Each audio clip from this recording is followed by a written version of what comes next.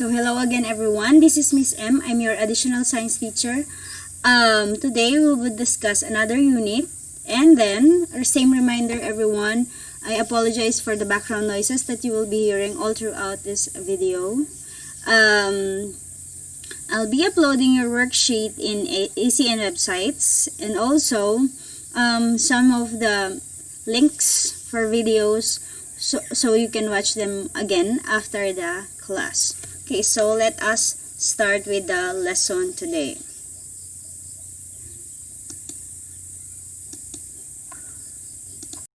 Alright, so today our lesson is all about the cell, or the unit of life. What comes into your mind when you hear the word cell? Okay, so we will learn about cell as we go on discuss this unit. So the hint or the clue in discussing this cell is that this is the unit of life. When we say unit, what comes into your mind? Okay, this one, unit. Okay, in your mathematics you've learned different units such as kilograms, pounds, those things, kilometers. But this one, in science, we also have unit. Okay, unit of life. This is your cell. So we will discuss it more as we go on with our topic. Alright, next slide. So these are the primary objectives, or the objectives of your unit. Okay, so again, apologize for that background noises. Okay, so by the end of this unit, you will be able to, number 1, describe what cell is. So again, the first objective is to describe what cell is, to identify its parts, and to identify the function of its parts. Okay, next one. Differentiate between unicellular and multicellular organisms. So as we go on with this topic, we will also discuss what is again, unicellular and multicellular organisms.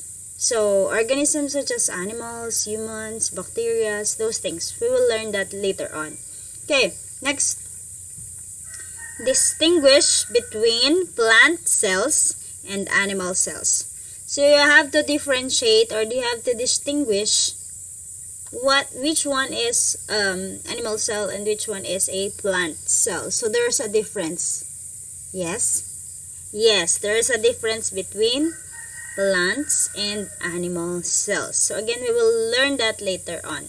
Next, name the components of a cell and explain their function. Again, name the components or parts of a cell and explain their functions. Okay, so later on we will discuss the parts again of the cell and what are their functions. So do you think they have their functions like jobs or their work? So we will learn that later on. And then number 5, or the last one, differentiate between prokaryotes and eukaryotes. Okay, so if this is your first time hearing these words, prokaryotes and eukaryotes, we will learn it, or we will learn that there are different, or these are the different types of organisms, and what are their difference, what makes them different or unique. So those are the objectives that we will discuss as we go on with this topic. Next. Okay, so let us now differentiate, or let us now discuss what is cell. Okay, cell. Again, repeat, cell. Okay, the structural and functional unit of all living organisms. Okay, so again, the structural and functional unit of all living organisms. So we have different terms here. We have structural, we have functional, and we have living organisms. So let's discuss first what is living organism. So this is an example of a living organism. This is a what? What is this? This is a human. This is people. This is us. Okay? So, look at the picture. So, this human have, what can you observe? It has eyes, nose, mouth, arms, hands. Also have internal organs. You have stomach, intestine.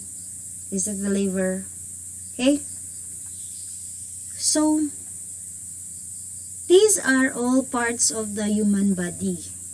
Okay? But, as you go on or check this part, there is a smaller part of this one. The components or the parts of these parts of our body is like this. From the organ stomach and the organ liver, you can make it smaller. This is the tissue level. Tissue. These are the examples of tissue. Okay? Muscle tissues. Those things. Bone tissues. So these are your tissues. And make it smaller. That is your cellular level. Again, cellular level. So if we go back, it's cell. Cell is the smallest. And then we will go tissue, then organ, and then your human being or your person. Actually, there's an organ system first. And then you can compose or you have your human. But, look at this one. Cellular level. Let's go back. Structural and functional unit of all living organisms. Meaning, this is the smallest part or the smallest component of our body. Our body is composed of billions of cells. Okay? Look at this one. These are very small. These are the smallest part of our body. We cannot see it by our eyes. We can see it through a microscope. So look at this one. Again, structural means the smallest part of our body. How about functional? Again, when you say function, it means it is their work, their job. So this is the smallest working part of our body. Okay? That is your cell. What is living organism? Organism like plants, animals, and humans, and even some bacteria and viruses. Okay? So that is your cell. Smallest, structural, smallest part, smallest working part of our body. This one. From human, organ system, this is the digestive system. You will learn that when you reach S2. Digestive system, organ, stomach and liver, and then tissue level, and then cellular level. That's the organization of human body, actually. Okay? So, the smallest working part of our body is called cell. That's it. That's the simplest way of explaining what is cell. Okay. Next slide. Okay. So, history of cell. Of course, they cannot discover cell just overnight. Okay? So, there are series of tests or experiment, as we have learned in our last unit, that for the scientists to discover something, they have to do scientific method. So, they apply scientific method here. So, discovered cell through series of tests. So, now we will discuss what is the story behind cell, or how are they able to discover cell. So, number one, the study of cells started about 300 years ago. Imagine that was 300 years ago. With the help of one powerful instrument, the cell was beginning to be known to humans. Oh, sorry about that. Okay. What do you think is the powerful instrument that they use to see cell? What do you call this one? This instrument. It starts with the letter M. This is called microscope. Okay, this is called microscope. But our microscope now is different from the microscope that they used 300 years ago. Okay, it's not as efficient as this one. It's not as good as this one, but it is also a microscope. So again, they were able to discover a cell via microscope. But again, it was not discovered overnight. They have to do series of tests. They have to do some experiments. Okay, so next slide. Okay,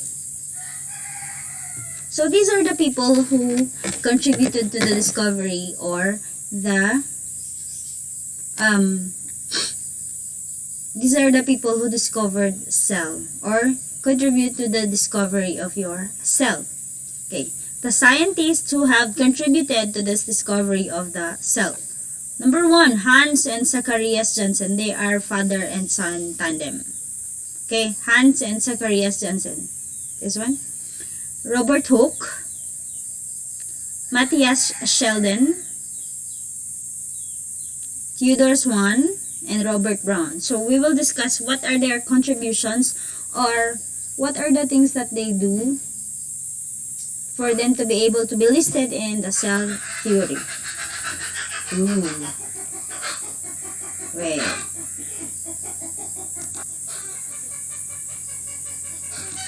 Alright. So, we also have Anton Van and Rudolf Virchow. Sometimes you pronounce it Virchow. Up to. Okay. So now. Okay. So let's go to the chronological arrangement of scientists and their contribution. When you say chronological, it means it is step by step or one by one, from first up to the last. Okay? Okay, so chronological arrangement of scientists and their contribution. Again, it's a step by step process. So we will discuss from the first one to inquire about cell, and then the last one to perform an experiment about cell. Okay.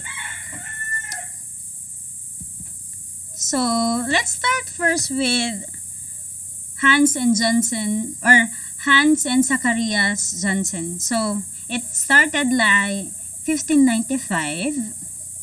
They created credited, again, let me read it. 1595, Hans and Zacharias Janssen credited for the production of lenses. Why are they included in the in this cell theory? Because they made, or they make, the lens. What lens? Lens for your microscope. Okay? So they did the lenses for microscope. Without the lenses for microscope, we won't be able to see the cell. Again, what is the powerful instrument that they use to see the cell? It is your microscope. Without the lens, this one, lenses, you cannot see them. That's why they are included in this cell theory. Okay, next. This is your first ever compound microscope. It was 1595. Look at this one. Okay, this is the first microscope. I told you it's not the same microscope that we use nowadays. So this is the first microscope that they use. Look at this. And this is how it looks like. Okay, this was created 1595. Okay, its name is Circa. So, next slide. Okay, 15, what was that? Sorry, 1595. And then we'll jump to 1665. See the difference of time. 1665, we have Robert Hooke. Robert Hooke. He is an English scientist, coined the term cell. Okay, again, this is very important. Robert Hooke, English scientist, coined the term cell. He found it in a cork, inventor of compound microscope. Okay.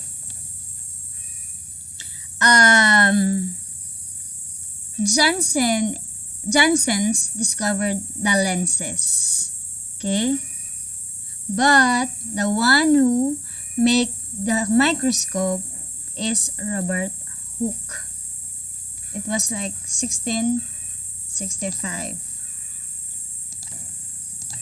It was 1665. So there's a difference in time, and at the same time, again, Jansen discovered just the lenses, but for Hooke, he discovered or he made your compound microscope. So he is the first person who coined the term cell. Okay? Coined the term cell, meaning he is the first person to use the term cell. Why? Cell. And he discovered it in a cork. Again, it was 1665. Look at this one. This is your cork.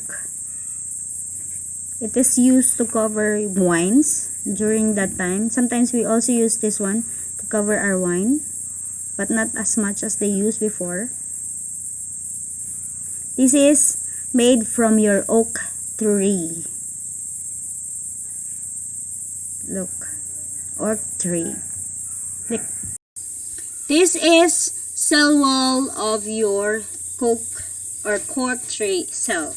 Actually, this is the first specimen that Robert Hooke used. This is what he saw when he put it in a microscope. Look at this one.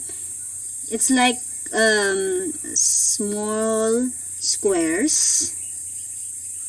That's why he called it cell, like a cell of your prisoners. That's why he called it, or he termed it, cell. This one. This is what he saw.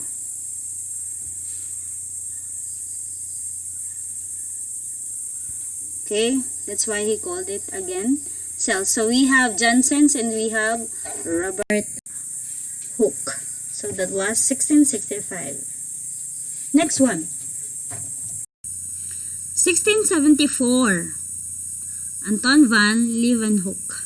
Okay, Anton van Leeuwenhoek, Dutch businessman, described cells in a drop of pond water that he called animalcules. Okay. So Robert Hooke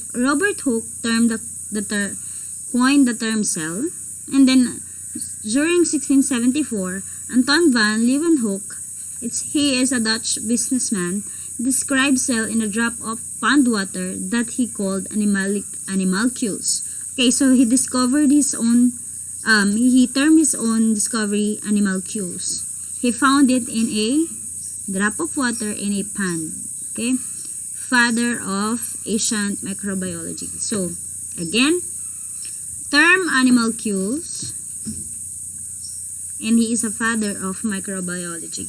It was said that he was like walking in a park, and then he dropped something in the pond, and then he observed something, and then he called it animalcules.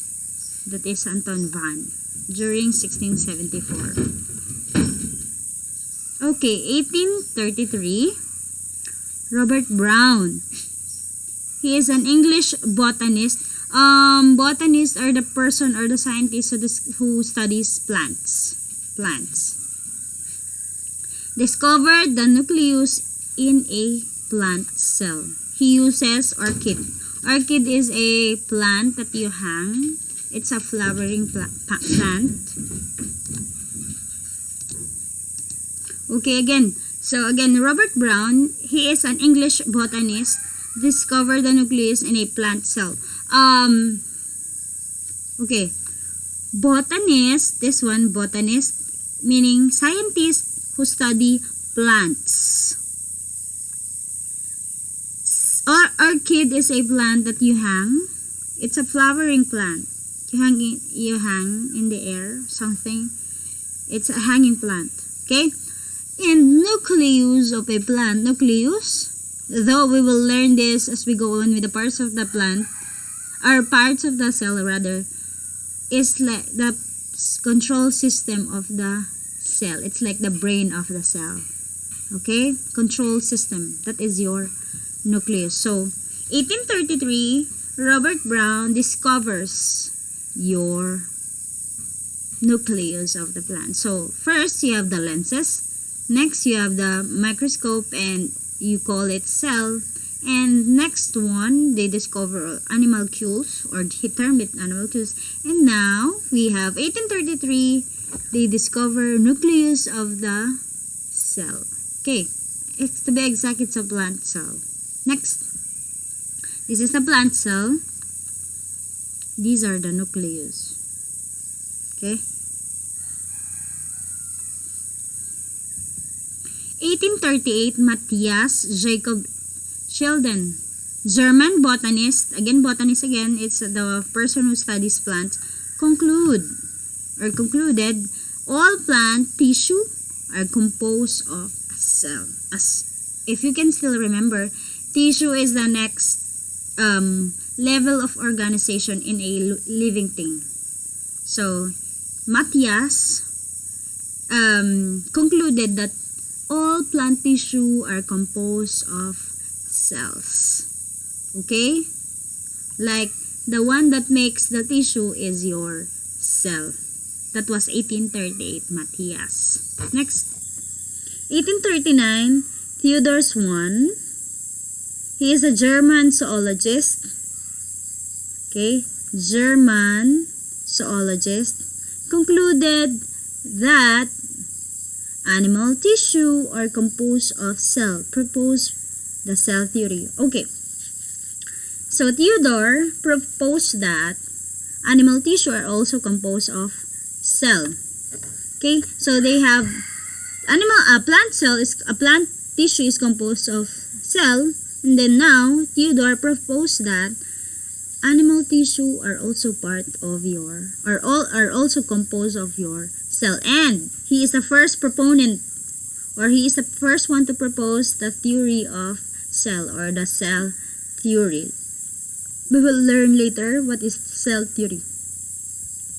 Okay, Rudolf Virchow completed the cell theory by expounding, make it big. This one, expounding, make it general, make it big or bigger.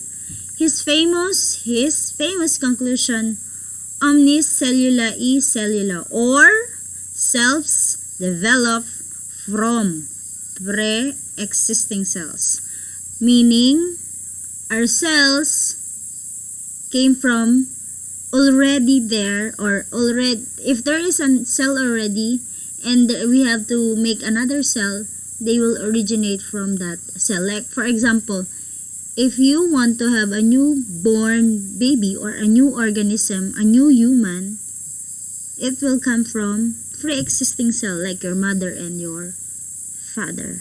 That is your cell developed from pre-existing cell. Okay? Next one. Okay. This is the first theory. Okay? Cell theory according to Swan. Who again is Swan? Swan is Mr. Theodor Swan is the first, or the zoologist who said that animal tissue is also composed of cell. This is his theory. Let's read it. The cells is unit of structure, physiology, and organization in living things. Physiology means function or work. Okay? The cells retains a dual existence as a distinct entity and a building block in the construction of organism. When you say dual, it means two. Okay? The cell, like the cell remain the same, when they create new organism. This is the number 2. Okay? This is the number 2 theory. Next, cell formed by free cell formation, similar to formation of crystals. In this theory, he said that cells came from non-living things. Okay? Spontaneous generation. Cells came from non-living things, like crystals formed from nothing, or from parts of the earth, something like that. Okay, next one. Oh, sorry. Spontaneous generation, the hypothetical process by which living organisms develop from non-living matter. Again, when you say spontaneous generation, it says living things like us came from non-living things. Non-living things like soil, like sun, okay, like air. So those things, that is your spontaneous generation. We came from non-living things. So we have the next one, Francesco Redi. This was 1668. Again, Francisco Redi. He is an Italian. Okay? Redi's experiment, the disapproved spontaneous generation. In this case, Redi put some fresh meat like pork. I don't know what specific meat he used, but he used meat like pork, maybe, or beef. Put here in a jar. Okay. And then, he experiment that maggots, okay, maggots are like worms, came from the flies, this fly, who enters here, laid their eggs, the maggots, and then became fly again. So this disapprove your spontaneous generation, that we living things came from non-living thing, because as you can see, these eggs came from living things already, or pre-existing cells. When you say pre-existing, they are already there, or they are already existing. This one. Okay? So that's how it is. So this is the revised, or this is the final theory of your cell theory. Number 1. All known living things are made of cells. Do you agree with that? All living things like plants, animals, and humans, they are made up of cell. Next, the cell is structural, functional unit of all living things. Again, the cell is the smallest unit of our life, or living things. Next, all cells from pre-existing cells by division. This is your reproduction. If you haven't discussed mitosis and meiosis, you will discuss it more as we go on with the topic. But again, all cells came from pre-existing cells by division. It means we came from already existing cells. Existing meaning they are already there. Okay? That's how it is. Next, these are my reference. Okay, let's try if you learned something. Okay, I'll give you 30 seconds to answer. And then, let's try if you can answer this one. You just have to choose the letter of your answer. Okay, this is a multiple choice. Okay. Direction, write the capital letter of the correct answer on your paper. Or if you don't have paper, you can just mentally answer the question. Number 1. What is the structural and functional unit of living organism? A. Tissue. B. Cell. C. Organ. Or D. Organ system. 30 seconds starts now.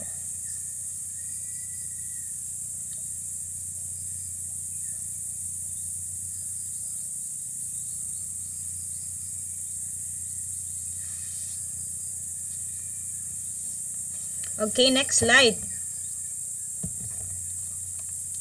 Who was the German physiologist Who completed the cell theory?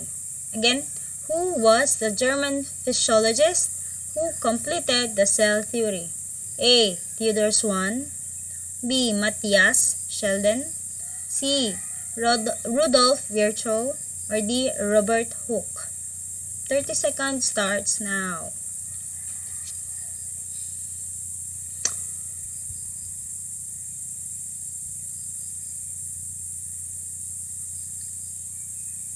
Make sure to answer this question. This is a practice test. Okay, next slide. Who was the German botanist who stated that all plants are made up of cell? A. Theodor Schwann, B. Matthias Sheldon, C. Anton van Leeuwenhoek, or D. Robert Brown. 30 seconds starts now.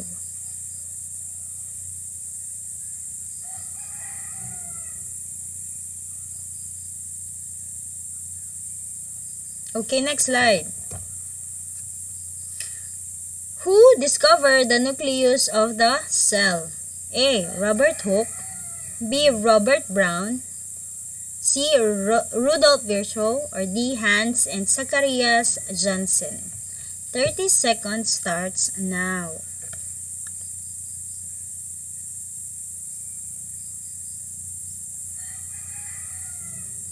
Okay, next. He falsified the spontaneous generation. Falsified meaning it's false. A. Theodor Schwann, B. Francisco Redi, C. Anton van Leeuwenhoek, or D. Robert Hooke. 30 seconds starts now.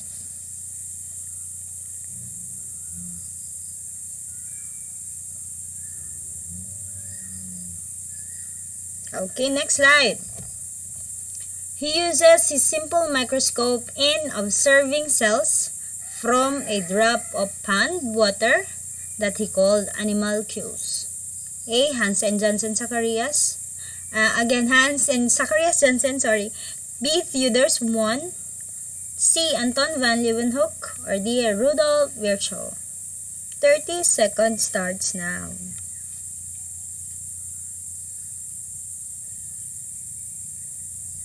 Okay.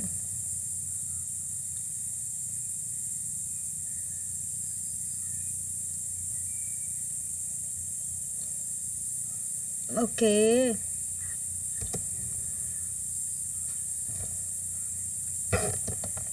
Oh, boy. Sorry.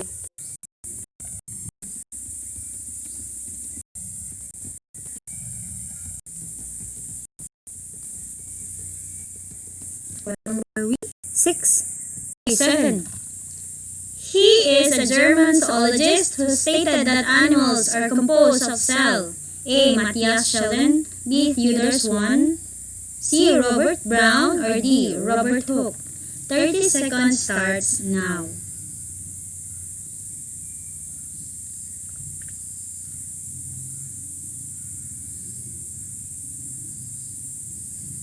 Okay. Next slide. Oh, enumeration. 8, 9, and 10 state the cell theory. Okay, I'll give you more than a minute to answer this one. Okay, timer starts now.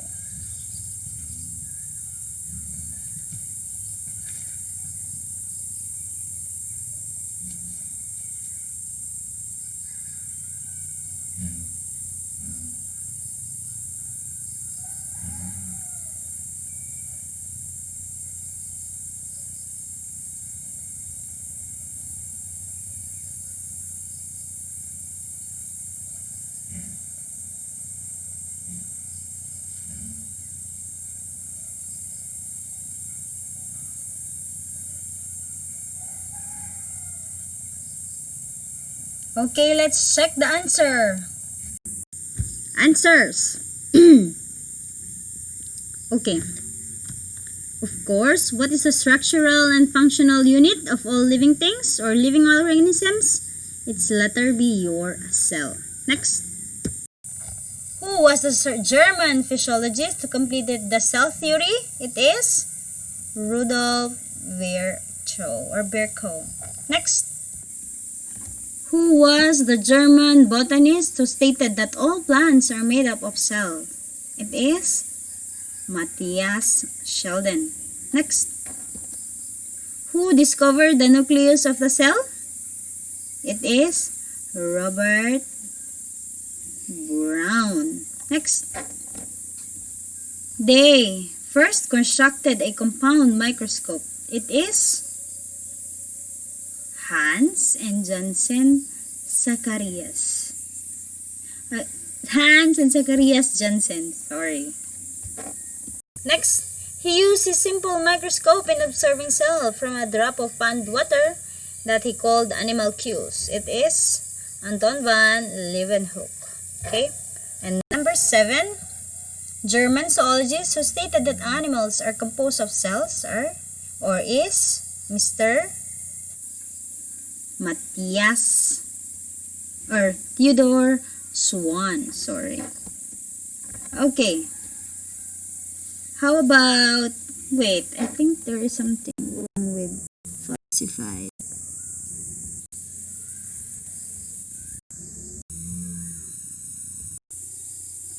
What is our answer for number 5? Oh, the answer for number 5 is, sorry, letter B. Okay, number 5 is letter B. Francisco Reddy.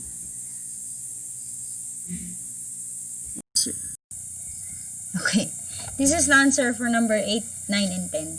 All living things are made up of cells, and cells are the structural and functional unit of living things, and also cells come from pre-existing cells. Okay, so that ends our topic for today. So, see you again next meeting, S1, and I hope you learned something. Again, I'll be uploading your worksheet in ACN website. Thank you so much. See you again.